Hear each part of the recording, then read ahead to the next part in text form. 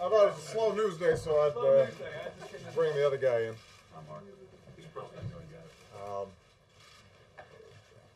Obviously, there's a big debate going on about taxes and about the need to grow the economy and to create jobs.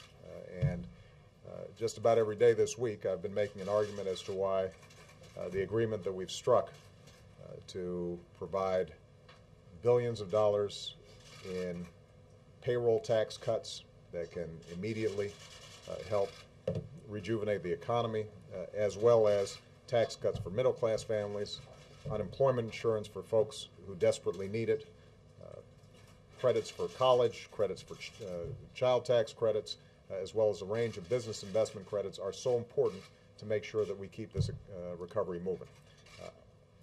I just had a terrific meeting with the former president, President Bill Clinton, and we just happened to have this as a topic of conversation. And I thought, given the fact that he presided over as good an economy as we've seen in our lifetimes, that it might be useful for him to share some of his thoughts. I'm going to let him speak very briefly, and then I've actually got to go over and do just one more Christmas party. So he may decide he wants to take some questions, but I want to make sure that you guys heard from him directly. Thank you. Thank you. Thank you very much, Mr. President. First of all, I feel awkward being here, and now you're going to leave me all by myself. Let me just say a couple of things. First of all, I still spend about an hour a day trying to study this economy. And I'm not running for anything, and I don't have a political agenda. I tried to figure out what to do.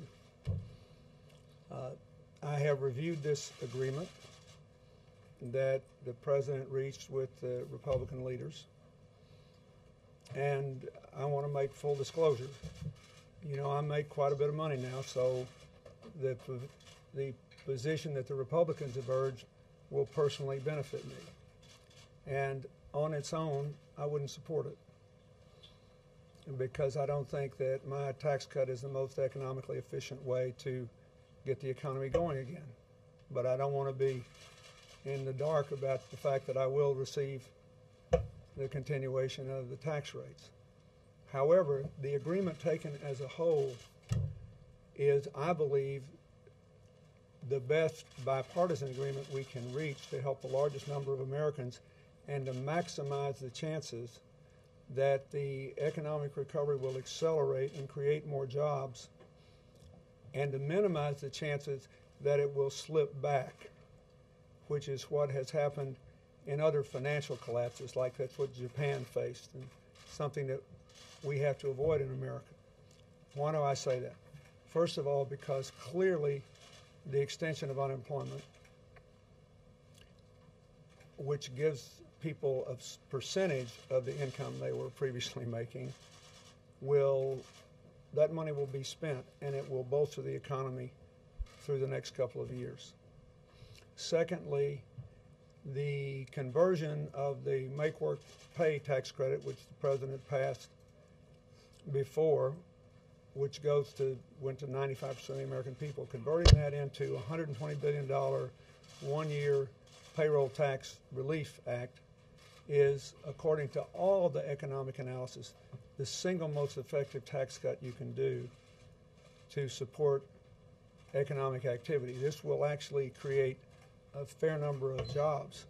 I expect it to lower the unemployment rate and keep us going. Thirdly, one thing I haven't seen much about in the reports, this agreement will really help America over the long term because it continues the credits for manufacturing jobs related to energy coming in to America. And I'll remind you, just in the last 2 years, there have been 30 high-powered battery factories either opened or presently being built in America, taking us from 2 to 20% of the world's share of that, and we're going to probably be at 40% by 2014. This is a really important thing, bringing manufacturing back to America, because it's a huge multiplier to create new jobs. So, in my opinion, this is a good bill, and I hope that my fellow Democrats will support it. I thank the Republican leaders for agreeing to include things that were important to the president. There's never a perfect bipartisan bill in the eyes of a partisan, and we all see this differently.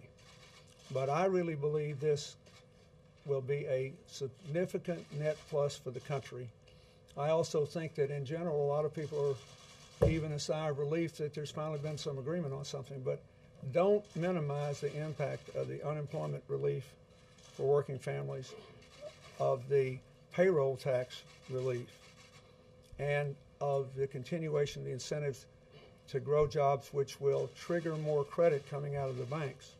Keep in mind, ultimately the long-term answer here is to get the $2 trillion, which banks now have in cash reserves, uncommitted loans, out there in the economy again.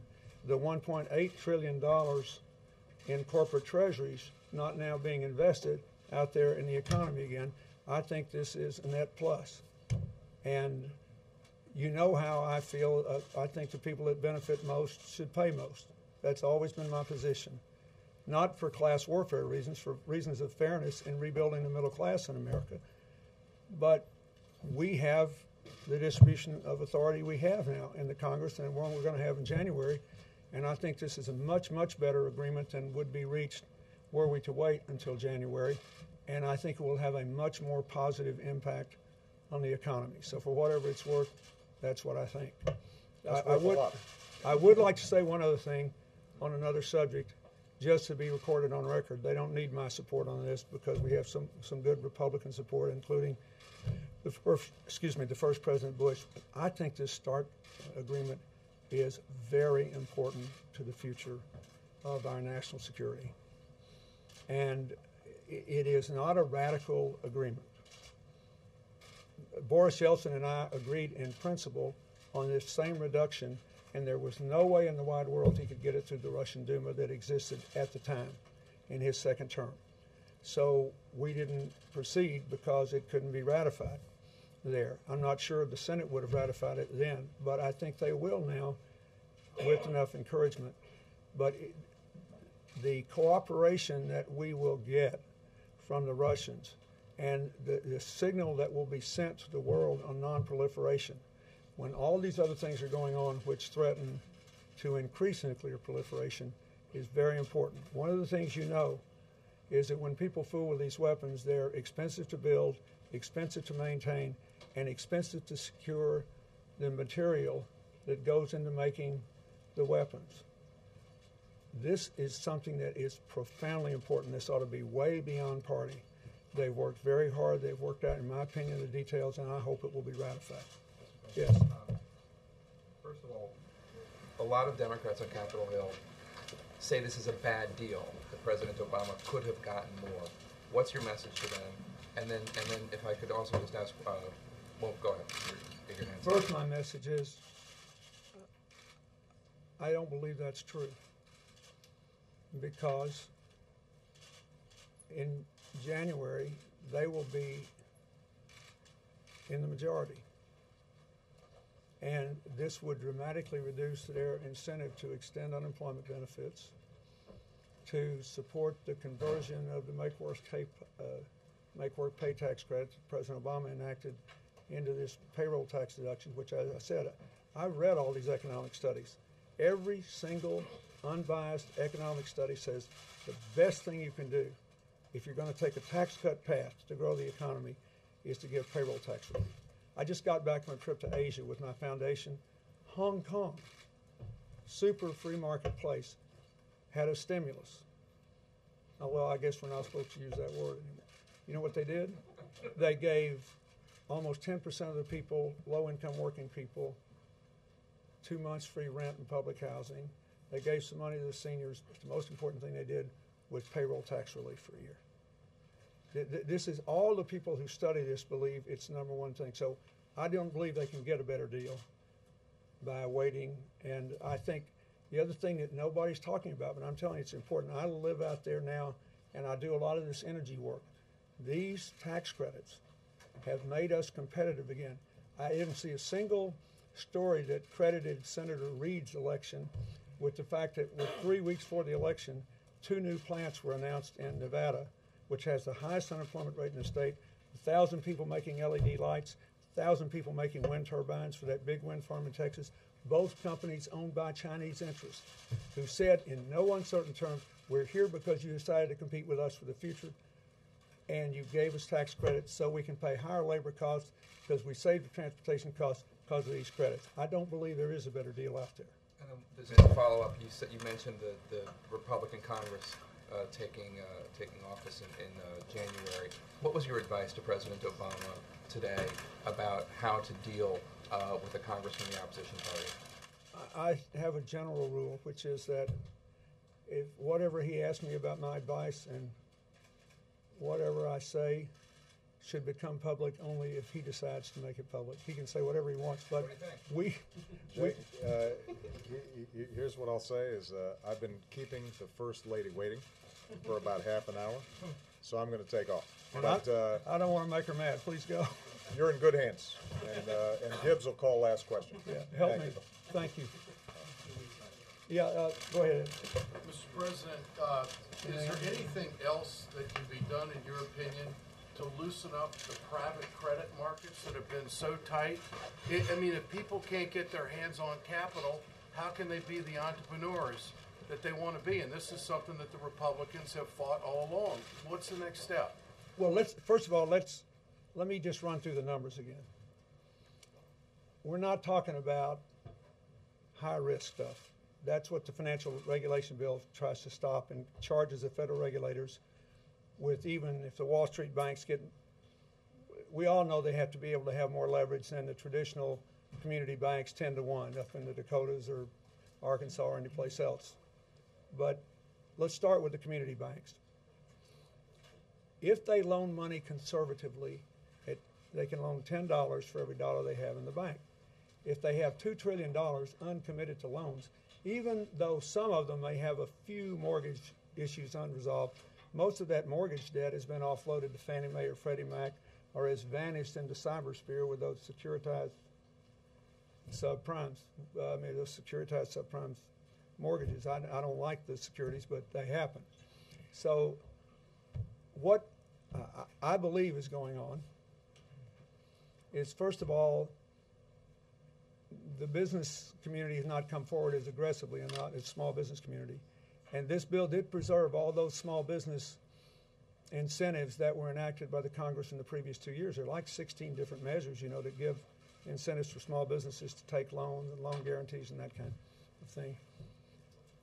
It appears to me that the community banks, at least, are somewhat uncertain about how the financial reform bill, which I supported, applies to them and what the costs of compliance might be. You remember, the two big things that bill did was to require the federal regulators to monitor every month the big banks that caused the meltdown and to require them to set aside more capital. And then it set up an orderly bankruptcy mechanism and banned future bailouts. It said, that bill actually says, if this happens again, the shareholders and the executives have to eat it. But there's a whole lot of other things in credit cards and other matters that deal with it. I think it is really, really important just to do an aggressive 100% information drench. I mean, I would go so far as to do it bank by bank by bank by bank so that everybody knows exactly what they have to do, exactly what it costs, and how quickly this can all be resolved. And then I think it's important to make sure that all these community banks and the people who might borrow from them understand where the small businesses of America are and where the manufacturers are with the various loan guarantees and credits and deductions that are available under these laws. I still think, we too often assume that when a law passes, people know it passed and they know what's in it and they know how it applies to them. That may not be true in this case because there's been so much activity and so much debate about it that was a debate that occurred in the context of a campaign rather than in the context of, let me tell you how this works. Come here, let's figure out how to get you a loan. So in my opinion, that's what needs to be done over the next 2 or 3 months. The money is there to get this country out of this mess. $2 trillion in the bank is $20 trillion in loans. Now, there's not that much guarantee, but there's plenty. And I also believe the same thing with big companies. You know, we should analyze the situation of every company that's got, at a minimum, it's got $1 billion or more in cash, and ask them to be honest with us about what would it take to get you back in the investment business. These companies clearly have a preference for reinvesting in America, or they'd have put this money somewhere else already. They have got, you know, it's an amazing thing, $1.8 trillion in corporate treasuries, 6.2% of their capitalized value. It's been since 1964 that they had those kind of cash balances relative to their value. So those are the things that I think we have to do now.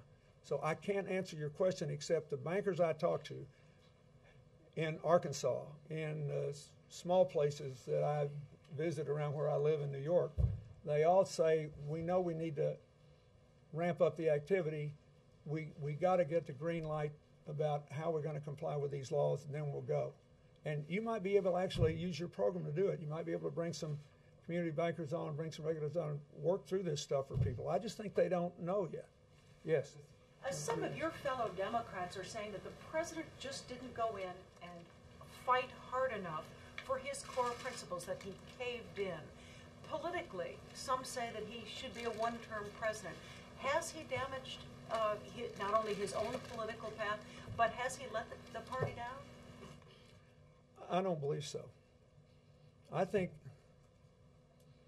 you know, I just respectfully disagree about that. I think that a lot of them are hurting now, and I get it.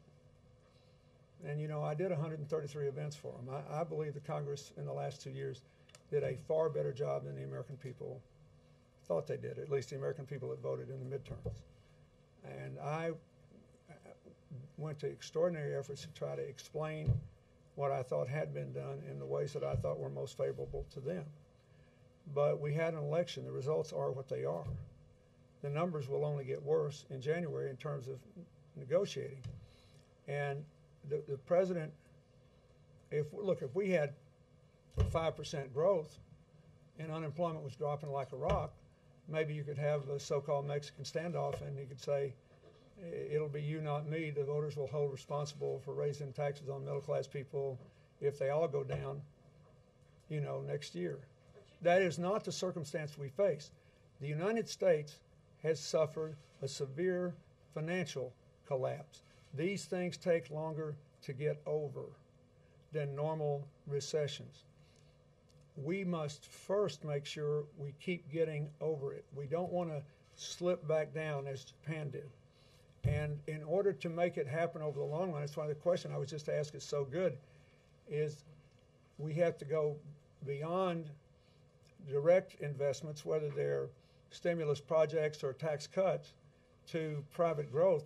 But to get there, we have to achieve a higher level of growth that triggers the confidence. So I personally believe this is a good deal and the best he could have gotten under the circumstances. I just disagree. I understand why people have a right to disagree with me, but I disagree. Yes, George. Mr. President, you made a number of very effective calls for the health care plan last year. Have you been asked to make any calls to Democratic members on the tax deal? And secondly, there are a lot of comparisons being made between the 94 election and the 2010 election. Do you think those are analogous? Are they similar situations in your mind? It's like all these things that all of you will be under enormous pressure to develop a storyline. And there are some parallels and some that are different. And, you know, I'll let you do that. I'm out of politics now, except to say that I care about my country and I want to get this economy going again. And I believe that it is necessary for these parties to work together. And I think, you know, for example, the storyline is how well we work with the Republicans and all that. But, you know, we played political kabuki for a year, had 2 government shutdowns. We can't afford that now. The only reason we could do that is that the deficit was already coming down in a time when interest rates were the problem and the economy was coming out. People just didn't feel it yet in '94. We can't afford that. We have got to pull together, and both sides are going to have to eat some things they don't like, because we cannot afford to have the kind of impasse that we had last time over a long period of time. We don't want to slip back in to a recession. We got to keep this thing going and accelerate its pace. I think this is the best available option. Any Mark? calls? Mr. President, Oh, I'm sorry, George. I have not, but in fairness, as soon as the election was over, I took my foundation trip to Asia. Then I came back. I just got back from the West Coast doing my annual trip out there. The people that support the work I do in my foundation. I flew overnight to get here today, and I have to leave again tonight. If I were asked to, I would be happy to talk to anyone, but I have not been asked. But in fairness, the president didn't have a chance to. He asked me to come down today because he knew I was going to. Hillary and I are appearing before the Brookings Saban Forum on the Middle East tonight. Yes, Mark. Mr. President, I get the feeling that you're happier to be here commenting and giving advice than governing. Oh, I had quite a good time governing. I am happy to be here, I suppose, when the bullets that are fired are unlikely to hit me, unless they're just ricocheting. No, I'm glad to be here because I think the president made a good decision, and because I want my country to do well. And after the '94 election, I said the American people in their infinite wisdom have put us both in the same boat. So we're going to either row or sink, and I want us to row. Can you give us a Haiti update? What? Can you give us a Haiti update? I know you were there. Yeah. I had a long talk with the Prime Minister today, and he, first of all, has done, I think, a remarkable job of being a loyal Prime Minister, but not being involved in the political imbroglio that's going on, except to try to keep calm. There was a decision made by the Electoral Council to review the vote in its entirety and to ask some outside observers to come in who are not only credible but knowledgeable. And they will announce exactly how they propose to do that. Today was a pretty calm day, and they expect the weekend to be pretty calm. We are going to have our commission meeting next week. We may move it to the Dominican Republic. But I think the best thing that we can do for the people of Haiti is to prove that the Haitians on the commission and the donors are still committed to the long-term reconstruction process, whoever gets elected president. The best thing they can do is, everyone understands they had to carry out this election under enormously difficult circumstances. Even getting the ID cards to everybody, as you know, proved difficult because they were in those tented areas. But what I can say is it was calmer today. It appears they are going to try to have a recount procedure, which they hope will acquire more support from across the political spectrum. And meanwhile, we want the commission to keep working. The World Bank just released about $70 billion of the $90 billion in projects we approved 4 months ago. And so that'll go in. We'll be hiring more people immediately in those projects. And we're going to approve a lot more projects on the 14th, and that's my focus now. Yes? Mr. President, I have to ask, do you think your appearance here today will help sway votes where they're needed most right now among House Democrats? And the reason I ask you that is because a lot of them are sort of antsy, and I know you never used the term back in your first term, but they're antsy about the precedent of triangulation. They're still smarting over that. And your appearance here today might not necessarily push them in the direction that the president wants them to be pushed. But I would like to, I told President Obama, and I'll tell you, you ought to go back and read a lecture that Franklin Roosevelt gave in 1926, before he was the vice presidential nominee, before he came down with polio, to his old alma mater at Choate, in which he discussed the dilemma of the progressive movement in American politics. I have an enormous amount of respect for the Democrats in the House, and I've already told you I regret that so many of them lost. I think some of our best people lost, and I get where they're coming from. I can only tell you that my economic analysis is that given all the alternatives that I can imagine actually becoming law, this is the best economic result for America. And I think it is an enormous relief for America to think that both parties might vote for something. anything that they could both agree on. And there is no way you can have a compromise without having something in the bill that you don't like. So I don't know if I can influence anybody.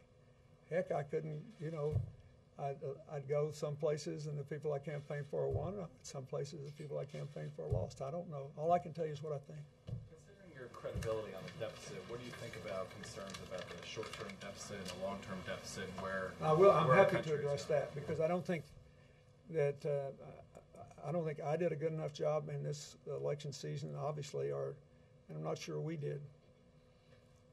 The difference between now and when I became president, when we immediately went after the deficit, is quite simple. When I became president, it was after 12 years in which the accumulative debt of the country had risen from $1 to $4 trillion. It was the first period in American history when we had ever run structural deficits of any size. And so we were having to pay too much for money. It's costing us a lot to borrow money in the public sector, taking, I think it was 14 cents of every dollar on the debt at the time, and it was crowding out the opportunity of the private sector to borrow money and raising their cost. And that sparked the recession that we had in the early 90s. What happened this time was totally different. This time there was a collapse of a financial system which took interest rates to zero. Now I know there's a lot of alarm now. People say, oh, the interest rates went up on bonded debt in the last couple of days, and they say, oh, is it because of the increase in the agreement increasing the deficit in the short term? Is it because of the economy growing? That doesn't bother me. We have to get out of deflation. The biggest problem we have now is deflation. So, look, I'm a Depression-era kid. I don't like deficits ever, really. We had 4 surpluses when I was president. That's what I like. I like balanced budgets and surpluses when you have growth. But if I were in office now, I would have done what the president has done. You have to first put the brakes on a contracting economy, and then you have to somehow hold it together until growth resumes. When growth resumes, you have to have interest rates higher than zero. So you should actually, now, if they get too high, you'll be alarmed, but you should be encouraged that interest rates are beginning to creep up again. It's a sign of a healthy economy and the idea that there would be competition for money. I do believe that we'll have to take aggressive and disciplined action to eliminate the structural deficit again. And I think it was a mistake to go back to structural deficits. I think if America were out of debt on a normal basis and we didn't have to borrow money from our major trading partners, we would have more economic freedom and economic security. So I want to see what comes out of this, but I expect to support some very vigorous actions to eliminate the deficit and get us back to balance. Yes, one more. I got to get out of here. Go ahead. Thank you, Mr. President. Beyond this pending tax deal, there are enormous issues of importance that are unfinished, from education to energy to deficit, and this is still a very divided country. Do you think the American people want a president to compromise with the opposing party, and is that a message that you think Democrats are going to have to accept? Yes, but I also believe that it's a message Republicans are going to have to accept. Keep in mind, to me, the really interesting thing is that a lot of the hardcore conservatives think the Republicans gave too much. Read Charles Krauthammer's column in the Post. He's a brilliant man, and he pointed out that they got the device of tax cuts, but most of them were targeted to middle-class working people. That's what the payroll tax cut is. That the unemployment benefits were extended, which some of them did not want to do, and that the American people, by 2 to 1, support them both. So there are some conservatives who don't believe in the economic theory I just advanced to you, who believe that the President and the Democrats got more out of this than the Republicans did. So I think that's healthy too, because everybody's got to give a little. Yes, I think the one thing that has always happens when you have divided government is that people no longer see principled compromise as weakness. This system was set up to promote principled compromise. It is an ethical thing to do. In a democracy where no one is a dictator, we would all be at each other's throats all the time, and we would be in a state of constant paralysis if once power is divided, there is no compromise. What's the political fight worth having? What would you tell Democrats the political Well, fight worth having? I think right it now? was worth. I think it's worth fighting against the repeal of the health care law. I would be in favor, and I can give you 4 or 5 things off the top of my head I think should be done to improve it. I think it's worth a ferocious fight to avoid repeal of the student loan reform, which I believe is the best chance we've got to take America back to #1 from #9 in the percentage of adults in the world with 4-year college degrees. I think it's worth fighting against repeal of the financial reform and the assurance it gives us that we won't have another meltdown, and if we do, there won't be another bailout. I think there are a lot of fights worth having, and I presume the Republicans want to fight those too since they ran on that. And they'll be able to have these differences. But this holds the promise that after the fights are over, we'll be able to find principled compromises on those areas as well. And to me, that's worth doing. But first, the economy first. We can't go back into a recession. We have to keep crawling out of this mess we're in. And this is a good first step, both on the substantive merits and on the psychological relief it gives to the American people in general and the small business people and community bankers and others who can start doing things that will help get better in particular. Thank you.